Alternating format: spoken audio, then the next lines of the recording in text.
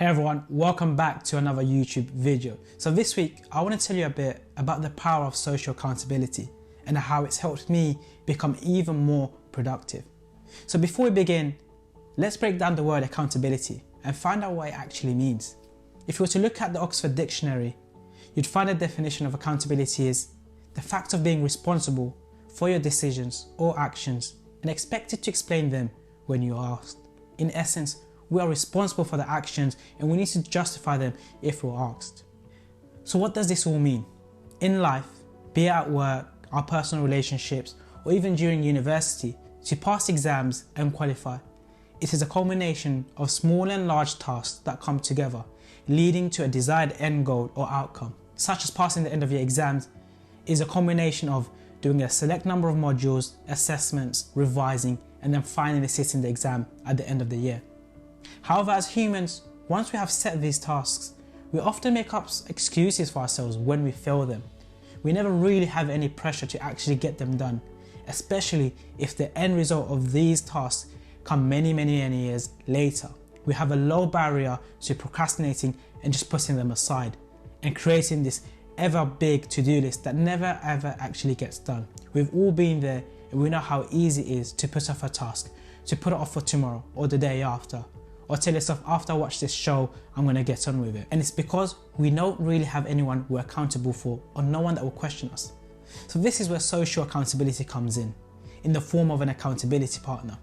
This is when you have an individual who we share our tasks with and we know they will hold us accountable after a set period of time. More importantly, they will question us as to why we failed this task and they won't let us off the hook. But it's important when we do find an accountability partner, there is someone themselves that have a high drive, a high standard, and are super motivated themselves. And it's important that they're not here to criticize us or judge us, but believe in our goals and want to support us in achieving them. The role of an accountability partner is to check up on your progress.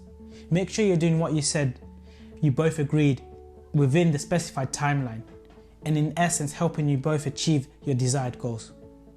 And as soon as we know we have someone to answer to or report back to, naturally, when we used to cut ourselves some slack, we now stay a bit more motivated with this additional external factor. And if we don't complete that task, it's one thing telling yourself, all right, it's fine, I had a long day at work, I'll get on with it. But when you have to justify and explain yourself to someone else why you didn't complete a certain task, then it's a whole different ballgame altogether. And this is evident for me and Scrubbed In. With our weekly podcast, there's a certain amount of tasks that need to be completed. And because AMS holds me accountable for these tasks, I ensure that I get them done. Otherwise, I would have just sat around not having ever gotten around to doing them. To even start the podcast, I don't know if I would have done it if I didn't have an accountability partner in AMS. Another virtue of having someone that holds you accountable or an accountability partner is the fact that you can both meet together. You can set long-term and short-term goals. You can come together every so often and share your results, share your processes. You can identify how close you are to achieving those goals and what your strengths and weaknesses are. This is why I highly urge everyone to get an accountability partner. It can be anyone. It can be a friend, it can be a family member, or even a colleague at work. But the main thing is to pick someone that is like-minded, someone that's supportive, and someone that will hold you accountable.